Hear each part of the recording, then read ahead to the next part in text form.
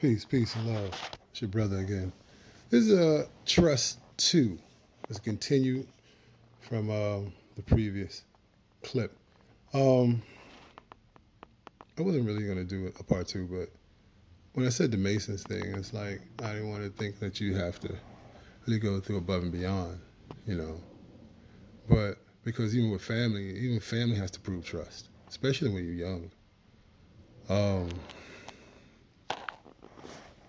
you're dealing with somebody who's not your blood, but you want them to be family. That's the goal in a relationship. That is the goal in a relationship. The goal in a relationship is for them to be family, to build, to have, and to hold. It's not about just to linger a woman on. If she wants a ring as part of her relationship thing or marriage or it's whatever you make it, you know, your relationship is your thing, you know. It's like building a house. It's the way you build it. City or state has a certain code, okay. But it's built based on your specifications. Your relationship is no different. And trust be the issue. Trust be the subject. And it may not ever become an issue. You have to want to be trusted as a man. You have to want to be proven. You have to be proven. You got to want to win her over like all the time, man, The way she doesn't have to, look over her shoulder and like, this motherfucker cheated on me, you know what I mean? You know what I mean? It's that thing, man. It's just like you always want to. You don't want to be on the receiving. You don't want to be on the receiving stick of not being trusted, being scrutinized.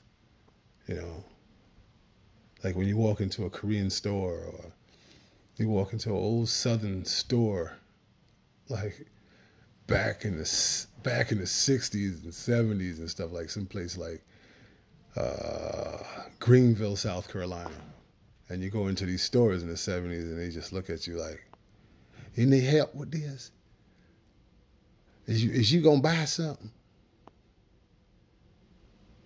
Did y'all see you put something in your pocket? You know, some of us that know, some black males that know, the worst thing in the world is not to be trusted. Because we get that anyway, scrutinized and second guessed by cops. You know, so it's definitely something to think about. Definitely something to think about. You know, it's a very serious thing. Very serious thing. You got to sit down and talk to a woman. That's why intelligence is important. You got to converse with a woman. You can't talk to a woman that is afraid of confrontation, that's afraid of conversations. You got some women that, they'll sweep things under the rug, you know.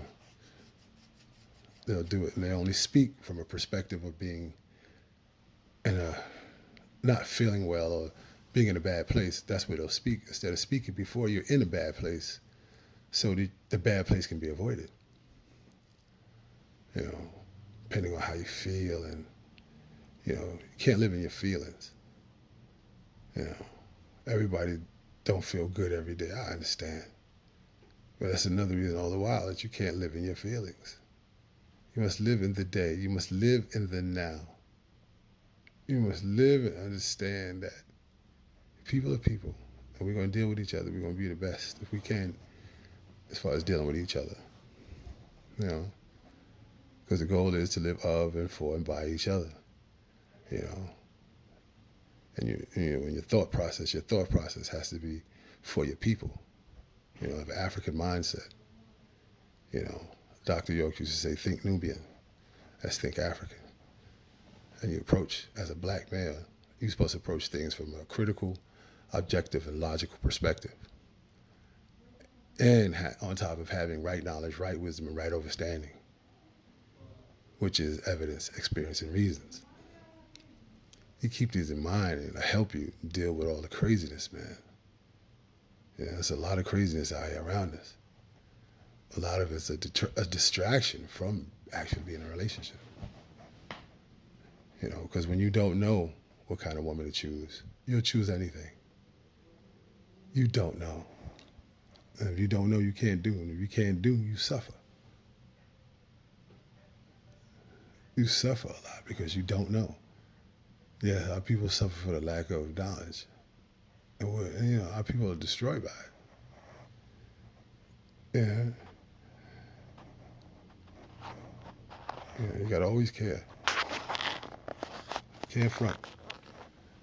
Keep in mind, when you step to a woman, man, it's like, and y'all get into a courtship situation, y'all get into a dating situation, you're stepping before a woman that you're going to be with for the rest of your life. You're stepping to God.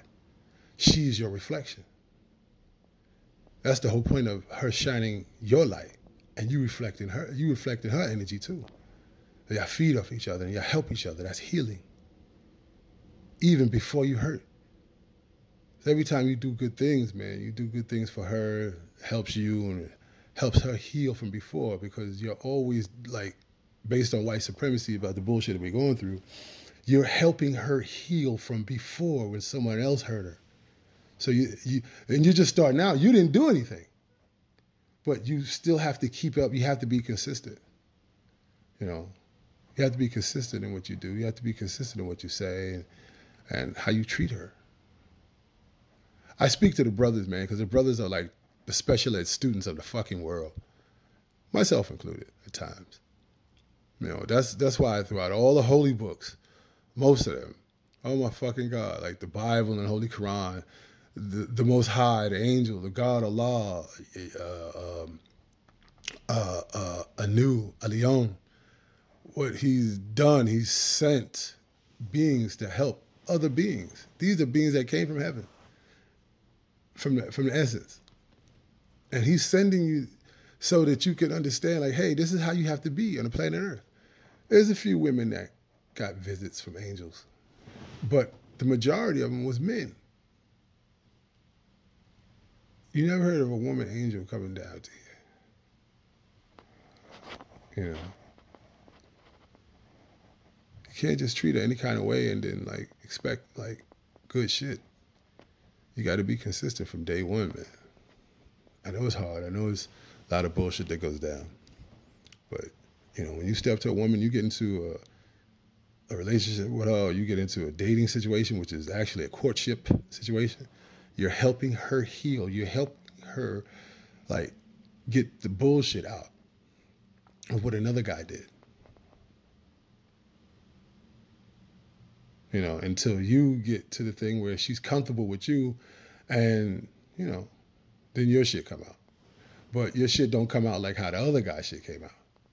Your shit come out like, you didn't call, you didn't, you didn't you didn't let her know something. But you got to get back on that. You got to always consider her. She wants to be in your life, and you want her there. So in the process of saying that, stuff transpires there. And you can know each other for 5 years, 10 years, whatever. And that's what it is. Learn how to talk to people. Learn how to ask certain questions.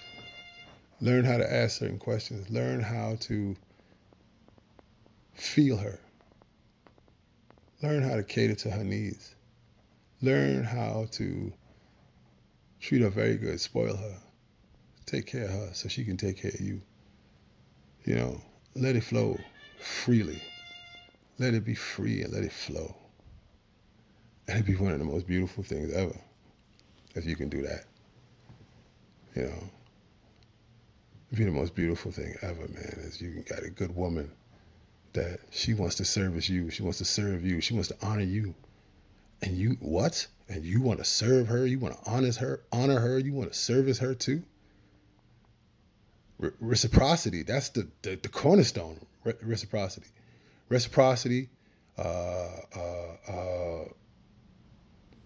Healthy narcissism, codependency. It's a ground for a successful marriage, if done in the proper context.